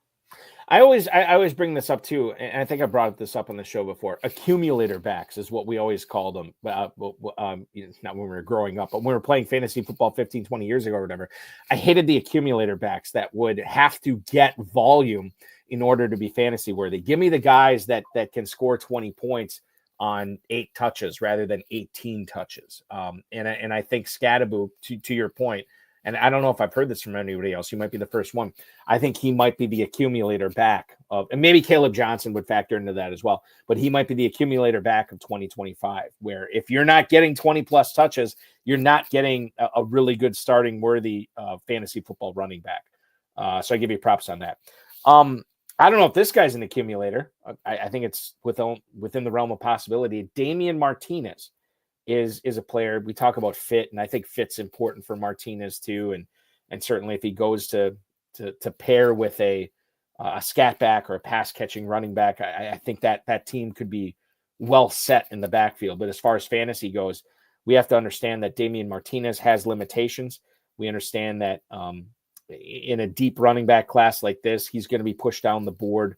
How do you feel about Damien Martinez? And quite frankly, does he have the traits that make him special enough to be more than just a guy at the next level, Brandon? So there's actually a few running backs that you have on the list that I kind of feel the same way about. Good backs. If this was another draft class, they might be like early 4th round, but they're getting pushed down because there's so many bats in this class that are good runners and they're good receivers. So he's not necessarily a bad receiver. I just haven't seen it. He was at the Senior Bowl and he didn't really he did good stuff, but it's nothing to say, oh yeah, that guy is going to, do this.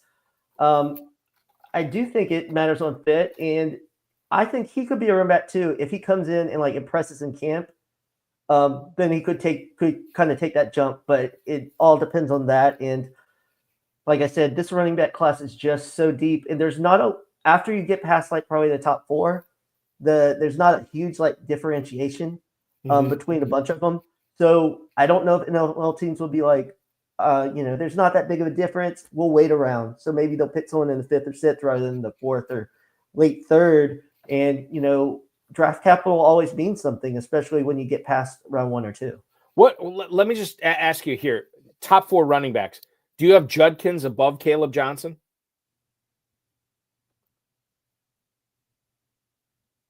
Yes. Okay. All right. So your top 4 in no particular order. Jeanty. I guess I am going in order. Jeanty, Henderson, Hampton, Judkins. That's how you have it? Yes. Okay. But I will say close is Dylan Sampson out of Tennessee. Yeah, he's been getting it's weird because it's not weird because this draft class is so deep, but I've heard people talking him up, and you're like, yeah, he's my running back 6. He's my running back 8. But in a different year, could be running back 3 or running back 2. Right. It's so weird how deep this running back class is, and now we have to sort of figure out what we're doing with the position in our rookie drafts. Okay. One of the I think this is one of the players that you had talked about in your Dynasty League Football article at dynastyleaguefootball.com about players you're going to be targeting after the first round of your rookie draft. I believe RJ Harvey was on that list. And I've been hearing a lot of positive things from a lot of draft pundits out there about RJ Harvey. And it sounds like you're going to say nothing but good things about him as well. Or am I wrong? Go ahead. No, I really like RJ Harvey, and we saw, he ran really well. I think, watching him at UCF, I think, okay, hold on, just real quick. I have to say this, and I meant to say this. Listen, nobody has a finger on the pulse closer to RJ Harvey than you do. So viewers, take this with a grain of salt. Okay. This is like Ed McMahon talking up why Johnny Carson was the greatest late night host ever. This is like talking about how Dave Grohl says there's never going to be another front man as good as Kurt Cobain. That said, I know you look at this rationally here. I probably dated myself with those references. I will say though, one of the next running back we're going to talk about, I love more than RJ Harvey. I know you do, and he's the guy we will talk about him because I know you like this guy quite a bit. But before we get to him, RJ Harvey is he not only was he great for one season, he was great for multiple seasons at UCF. Yeah, and he has the speed. He's a slasher. He has good good hands, good cutback ability. I didn't actually get to interview him at the Senior Bowl, but just seeing how he carried himself and everything, very hard worker. And that the thing for me is, the combine, everyone goes crazy at the combine and the running and everything. Mm-hmm. I just think it's so crazy that like once someone runs fast, kind of him along with Matthew Golden, that's when like a lot of people start jumping on the bandwagon. I'm like, we know he's fast. Like, I mean, I don't know why just seeing him run in shorts, like make everyone go crazy, but he definitely helped himself at the combine. And, there have been rumors about the Jags liking him and, maybe around 2 or 3. So, him to be able to stay in Florida would be big. And obviously I would think one of the current running backs would get traded in that case, but a lot to think about. It is. And certainly RJ Harvey is a guy who is building up steam right now, not unlike DJ Giddens, and perhaps more steam from Brandon Haye about DJ Giddens right now. You cannot teach athletic ability. You cannot teach God-given talent. And Giddens has a lot of it, the running back out of Kansas State. You are not the only one who has come on this show and preached about DJ Giddens being a big-time Giddens evangelist. I'm going to let you do it again here. This is a player that I was not excited about 3 months ago. And at this point in time, 2 weeks before the draft, man, I'm super excited about him. Yeah, and one thing I noticed is just his quick acceleration. And one of the things, too, usually when running backs have good speed and quick acceleration, they always try to bounce it outside. But not him. He likes to get upfield early, into the traffic, and then he cuts outside. So get positive yards, then make people miss, get outside, can catch the ball. I think he can be a better receiver at the next level because a lot of his stuff in college was just outlet passes and everything. But I'm happy for him, too. He was like a 0-star recruit, had to work his way up. I just, really like his game. He's kind of like a even lighter version of TreVeyon Henderson in the fact that slasher, be able to pass, but on the lower end, not the same type of elite speed, but can do a lot of the similar things. Let's talk about, okay, so I was just listening to Cecil Lammey from Football Guys talk up how he thinks Devin Neal is a 3rd-round pick this year. And to Lammy's point, I have drafted Neal in a couple of drafts already this year as my like running back 5, running back 6 or whatever. And the more I research this, the more I'm like, I should have gone like more of an upside guy here, because unlike Giddens, unlike Harvey, I don't know if he has enough athleticism, enough of that natural born talent. I don't know if he has enough of that to be successful in the NFL. Certainly what he did at Kansas was awesome, but is he going to continue that in the NFL? Even if he gets an opportunity? I'm more bearish on this than I was a couple of months ago. Devin Neal has been falling down by rankings right now. How do you feel about him, Brandon? So when I watched Devin Neal, one thing, I was a little disappointed in his speed. I thought he was going to be a little faster. Another thing, I thought he did catch, he had 20 receptions every season. I thought he'd be a little bit better receiver, more like just an outlet guy. But one thing I will say in short area quickness, he reminded me a lot of when I watched a film of Bucky Irving last year in between the tackles, just a short area quickness. I don't think he has a speed and as good of a pass catcher as Bucky Irving, but he's actually good in pass pro too, so that helps him stay on the field. One thing is he needs to improve on his vision and, like I said, the speed. But he has pretty good balance, kind of bounces off people, doesn't get tackled easily.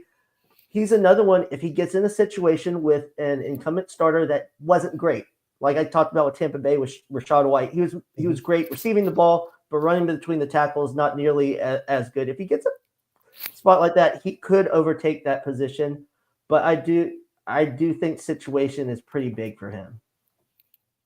Moving on. If I was to do this, let's bet here. Let's make a friendly wager.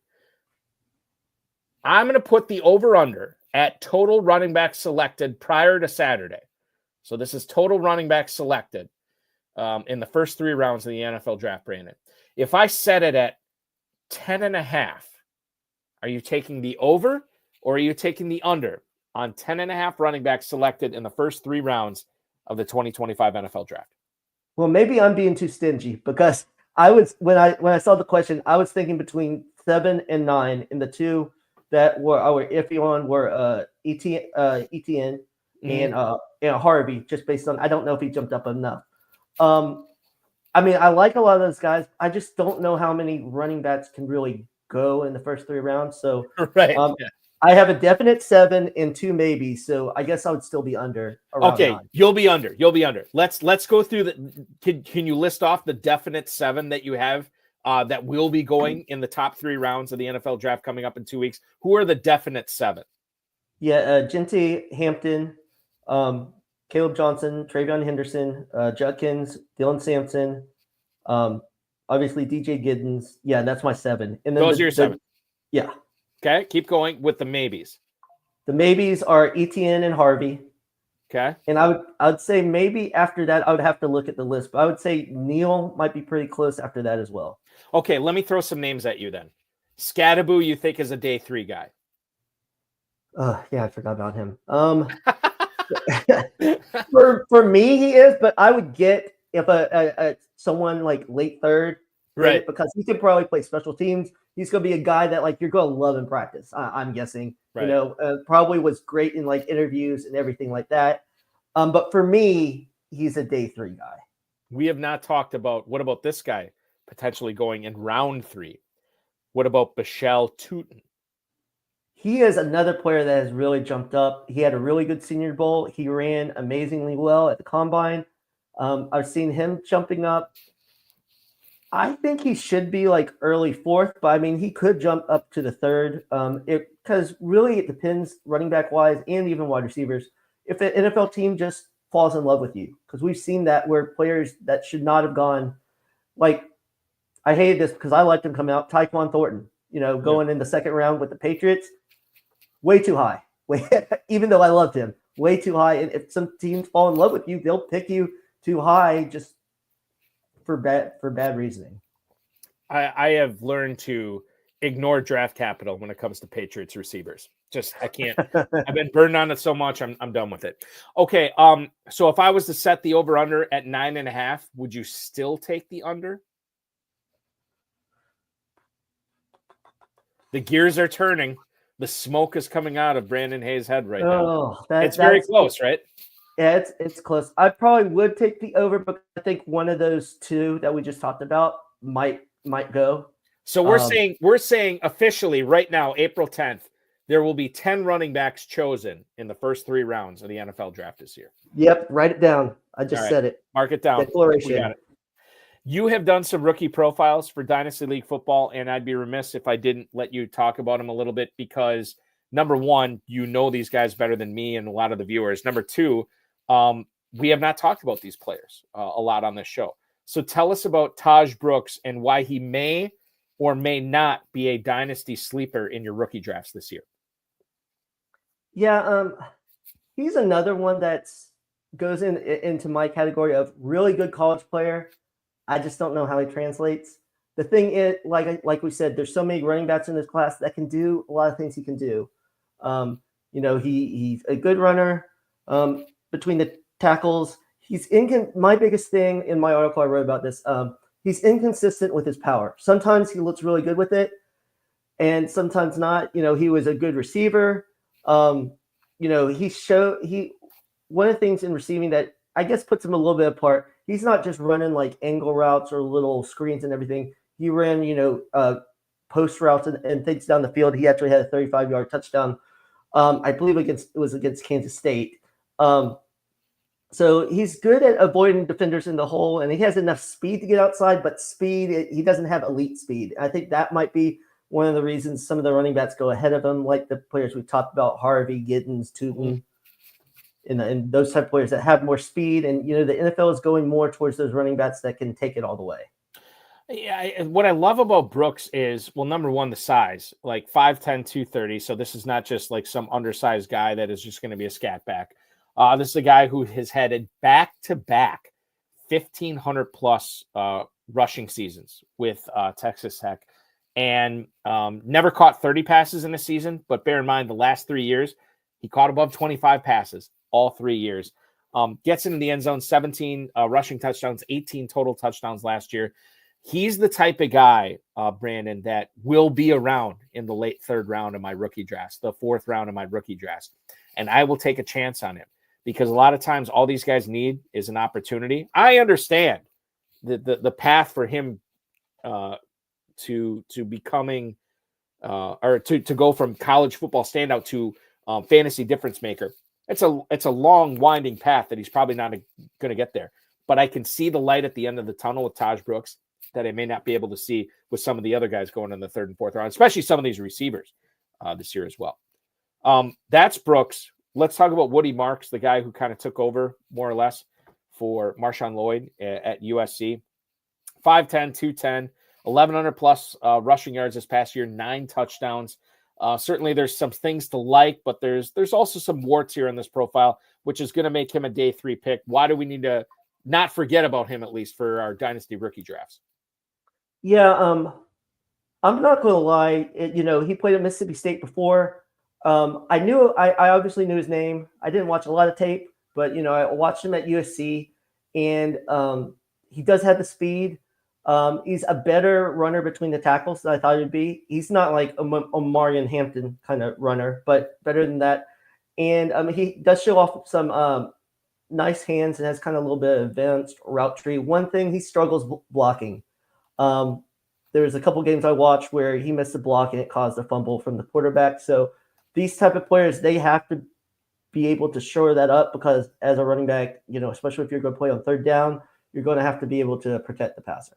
Yeah, and I think that's a huge thing. I mean, like all these things, I think with running back more so than I would say more so than anybody else because you got to be able to block if you're a receiver. We want these guys on the field, and if you can't protect the quarterback, that's not going to get you on the field at all as far as Woody Marks goes and other players of his ilk. So let's take our final break. When we come back, I want to talk about the receivers as much as we can here, and I know it's not a ton of time, but I have to know how you fall into the Travis Hunter dilemma that's going on right now. I want to talk about Emeka Egbuka, and let's talk about, we have not talked about Ricky White on the show. Let's make sure we talk about him too. So plenty of rookie wide receiver discussion coming up prior to your rookie drafts, prior to the NFL draft. He is Brandon Haye from Dynasty League Football and theleaguewinners.com. Follow him on the X at HayB3. I'm Eric Balkman from the FFPC. Stick around. We come back right after this. Andrew Cooper here of Fantasy Alarm, and if you're anything like me, football season never ends. Super Bowl's over. Who cares? We got a lot of speculation to do, and the best way to take advantage of that is at myffpc.com. Mock drafts are fun. They're fine. But if you really want to get leverage, get in one of their never too early best ball drafts or never too early super flex drafts now where you can take advantage of all your takes. I'm in there now because I got hunches, right? I got ideas for free agency. I got ideas for the drafts. I got ideas for the 2025 NFL season, and I want to get them on paper now. And I want to do so before the NFL draft, right? Before the cat's out of the bag. That's the beauty of these contests, right? You go in and you get set up, and the drafts are already going, and they end on April 24th, right when the NFL draft starts. So you can get in there, get all your takes in, take advantage of everything before everybody finds out what happens. Use promo code ALARM at myffpc.com when you get set up. They'll give you $25 when you deposit $35 or more, and you can get in these tournaments, the never too early best ball and the never too early super flex contest to get your shot at $10,000 or $40,000 grand prizes. The never too early best ball tournament is something that you want to be taking advantage of right now. If for no other reason, then we can't offer these contests 2 weeks from today. It's been great. A lot of people have been signing up for them. $40,000 grand prize, $10,000 grand prize in the Superflex version. You can join that for $35 or the classic version for $125. 30-second, 60-second, 2-hour, and 6-hour clocks available at myffpc.com. That is where to go. And of course, if you want more info on everything Brandon Haye's doing, you go to theleaguewinners.com. You go to dynastyleaguefootball.com. You go to x.com/bhay3. Brandon, we have to kick off this segment fast here because time is running short. I have gone back and forth on this, and I think I'm fourth. I'm back, not fourth on this. Travis Hunter is a fantasy landmine, man. the good part about it is once our rookie draft start after the NFL draft, I think we'll have more information on how a team at least is telling us how they want to use them. But I am really, really nervous about him right now. I've drafted him in one league so far, just in the hopes that, like, super late, obviously, just in the hopes that he does play a lot of receiver this year. But I'm nervous about this. I don't even like, he could play 60% offense and 40% defense or something of that ilk, or maybe 60-60, and that's still not great. How are you treating Travis Hunter in your drafts right now, or in your rookie drafts? How do you think the team that drafts him is going to utilize him this year? That's the thing. Yeah, I mean, certain teams, I don't know how they're going to use him. Like, say, if the Patriots took him, I wouldn't like that. But some other teams, I'm not necessarily sure. Yeah, I don't want him to go to the Jags, but actually, I think they might have a way to use him. My worries is he's a tremendous athlete, great player, great speed. As a wide receiver, I think he can grow a lot more. As a route runner, a lot of Colorado was kind of like, just get open and we'll throw the ball up to you, which he did an amazing job. He, like I said, great athlete. It's just I worry if he's splitting time between offense and defense, how much is he going to improve each year on offense? God, I didn't think about the improvement aspect. That's something to think about too. I just think when you get to this level, you have to be fully dedicated to one position. You think about some of these other guys like Deion Sanders, Charles Woodson is another guy. They were dominant on one side of the ball and not necessarily the other, where they just kind of moonlighted. Now, they didn't play both levels or both ways like Hunter did in college. So this is the outlier. We've never had anything like this. Me personally, when I see an outlier like this where I have no precedent, I'm usually letting somebody else make that decision for me, and I'll go with somebody safer. But there's a point in the rookie draft, late first round, early second round. If Hunter's still out there, he's going to be hard to pass up for me. Matthew Golden, a player that, and I don't know, Brandon, how you fall in on this, but the footage that has been out there about potentially not starting the clock at the right time for Isaiah Bond and Matthew Golden's 40. We've seen stuff side by side with them where it looked like Bond actually ran faster than Golden. Golden refused to run a second 40 at the combine. And why would he? I mean, I would have done the same thing if I were him, because his draft stock has shot up to the point where some fantasy pundits out there are saying he is the wide receiver one, ahead of Travis Hunter, ahead of Teteroa McMillan. Are you in on Matthew Golden right now, or are you out on him, knowing that we don't want to double count for speed, but knowing that he never really won with speed at Texas? He won with tactical aspects of his route running. The point is here, he won. I don't want to say in spite of poor speed, because he always had great speed. But you look at what he did in college, and you watch his tape, you're like, okay, this guy is just a good receiver, and now he's got a 4.29 40 under his belt as well. Are you in or out on him? So I'm definitely in. I at first was one of the people that had him as wide receiver one. Now I'm kind of waffling, you can say a little bit, but watching him, there are different things he needs to work on. Some of the things are released sometimes against press coverage. I think he needs the right scheme because Texas moved him around, kind of got him open. But his speed, he might not see it on routes, but defenders were playing like 10 yards off the ball on short routes. If he made one little fake move outside, he could cut across the middle. I think that's the best. He was able to get, separation across the middle. And also on his size, he's better than I anticipated as a blocker. And, a lot of people say, that won't help with fantasy. No, it won't, but it'll help you stay on the field for every down if you can block. I think so. Okay, prior to the 40, prior to the 40s at the combine, did you have Golden still above Bond for Texas? Yes, I did. You did. Okay, all right. Okay, so then that makes sense, and we obviously put more credence into that for sure going forward. Tet McMillan, everybody who watches the show every Thursday knows I have some misgivings about him. The fact that he is a little bit bigger and failed to gain separation, and there's not a good track record of that in the pros. Is it wrong to be worried about Tet McMillan? How do you have him ranked right now, Brandon? Yeah, he's a tough one for me because some of the same concerns you're talking about is concerns I had with Drake London. And he's, he's turned out to be a pretty good receiver. I had worries about his separation. Take it back to the Jaguars. A lot of Jaguar fans say they'll take him at 5. I do not want him in the top 5. No, I do not. I don't think in the top 15. He's a first round player, just not a top 10 player. And just because the wide receiver class isn't as high as like last year, I wouldn't bump him up that high.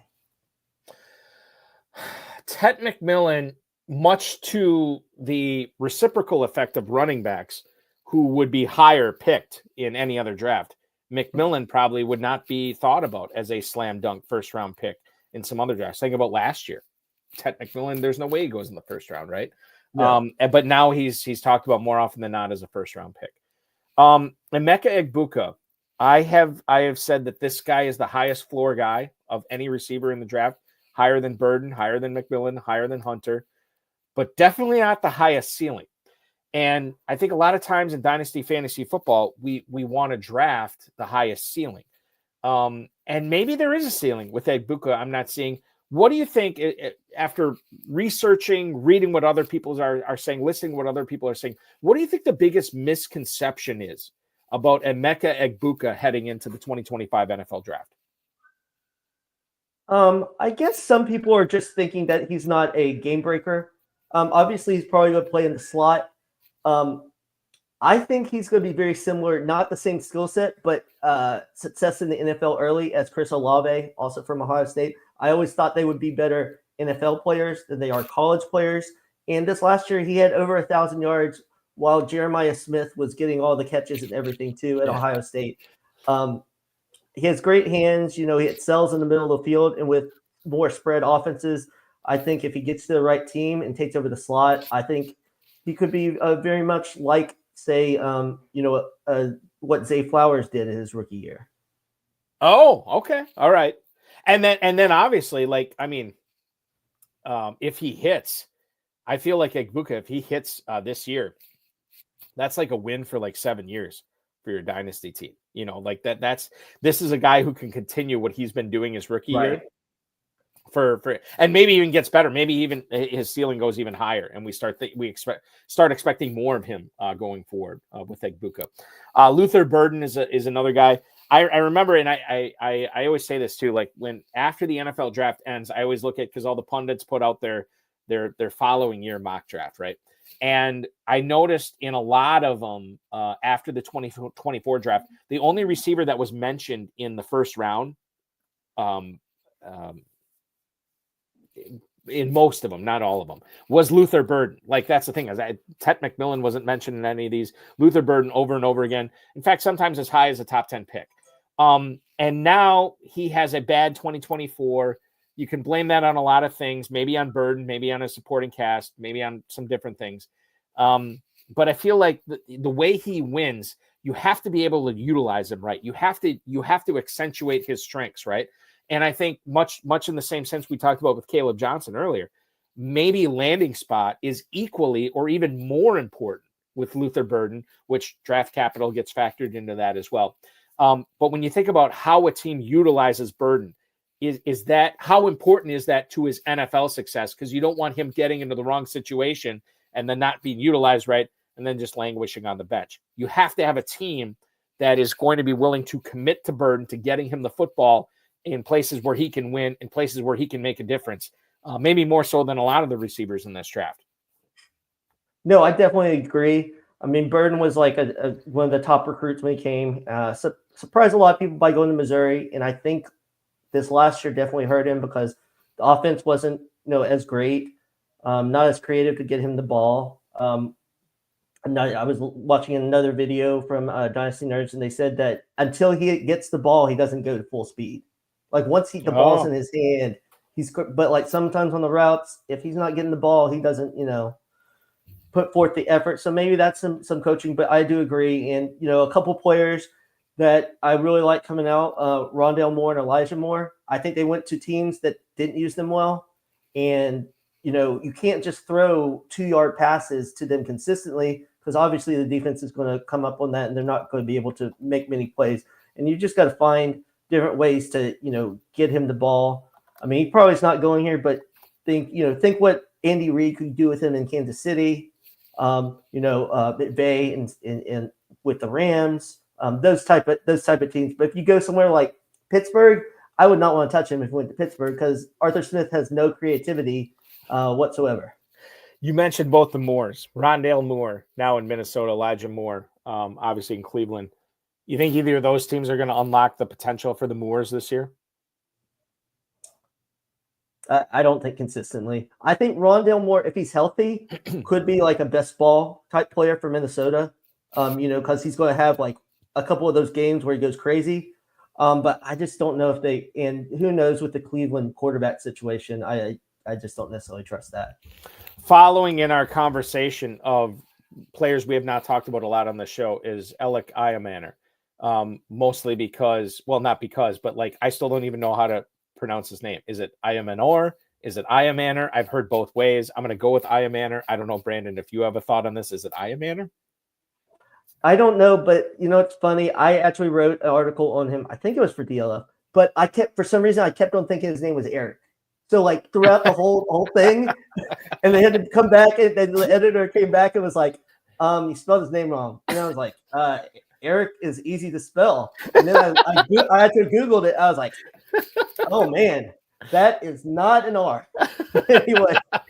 It's spelled ELIC, but it's pronounced Eric. I totally get it. One of the best. Well, hold on. Well, just real quick. I'll set you up for this. One of the things I've heard about him is he's a really good blocker. I've seen it on tape. He is a good blocker in the run game. And a lot of teams, like the Green Bay Packers, value run blocking with their receivers. So he seems to me like he would be a second-round pick. I've heard him comped as far as fantasy goes to Michael Wilson, and maybe not even non-fantasy as well. But how much more in your research of Alec Iamaner, a.k.a. Eric Iamaner, how much more than a blocker is he going to be at the next level? I think he can be much more than a blocker. Just watching him, and a lot of people, probably the biggest thing is he had a huge game against Travis Hunter 2 years ago. A lot of big catches. One thing he does really good is I think he uses his body well. He can be a vertical threat, has a good release and balance. One thing is, I don't know if this was a Stanford thing. He ran like 3 different routes.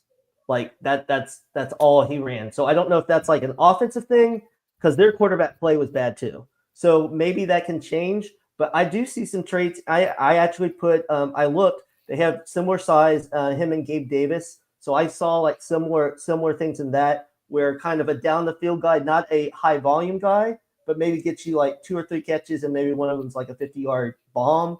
That type of thing, like high risk, high reward type player, which isn't what you always want fantasy wise. But if he's like, say you draft him and you can play him in like a flex or something, you're willing to take that risk there when he could give you like wide receiver two type production there. One of the players that really made a name for himself at the Senior Bowl, which you said you were at, right, this year? Yes. Okay, so this is going to be good. We talk about Tez Johnson. Everything I read, in fact, I probably ingested a lot of your ex posts and your coverage on this. Tez Johnson was awesome at the Senior Bowl. There were the best corners. Azaria Thomas, from Florida State, was lining up against Tez Johnson in the one-on-ones because he just felt like, okay, this is the guy I can show out on if I stop this guy. And he couldn't. And no one could. Tez Johnson was awesome. However, I've eaten meals heavier than him, which is a problem in the NFL. Yeah. When you think about Tez Johnson as an NFL prospect, how concerned are you about him weighing in at 156 pounds or whatever it is? The track record of players that light, I don't even know if there is a track record, but track record of wide receivers that light, not really full of fantasy goodness here. Tez Johnson is not going to be drafted super high, obviously. But when you think about wherever he lands, how do you feel about him? Yeah, he definitely was impressive at the Senior Bowl, but this is what I kept on saying. The Senior Bowl is perfect for him. Like it's just one-on-ones, and people aren't going to be able to keep up with that speed. Like they're not really like putting their hands on you and those type of things there. But yeah, that's a big concern, I think. Tutu Atwell has kind of made a little bit out of himself, but I mean, let's say Tez Johnson is Tutu Atwell, you're not getting excited about that. No. It's not something you consistently can start. So I'm going to be totally honest, unless like I can get Tez Johnson in the 4th round, or unless someone drafts him like 2nd round in the NFL draft, I'm going to steer clear just because the odds are against him succeeding with that small size. I'm going to do something I've never done on the show before. I'm going to put up my hands here. This side right now, hold on, I'm going to move it right here. This side is Tutu Atwell, okay? This side right here is Tank Dell, okay? Where would you put Tez Johnson as far as Tank Dell and Tutu Atwell goes? Where does he fall into that equation? Oh. Like, who's he more comparable to, I guess, is what I can ask you. Like, is it more fair to compare him to Tank Dell, or is it more fair to compare him to Tutu Atwell? Because those are the two guys. Anytime I talk about Tez Johnson, Brandon, those are the two guys I always think of. I would say closer to Tank Dell, just because I think he can do more things as route running wise. I think he's a very good route runner. Mm-hmm. And with Tutu, I think he did a lot with just pure speed.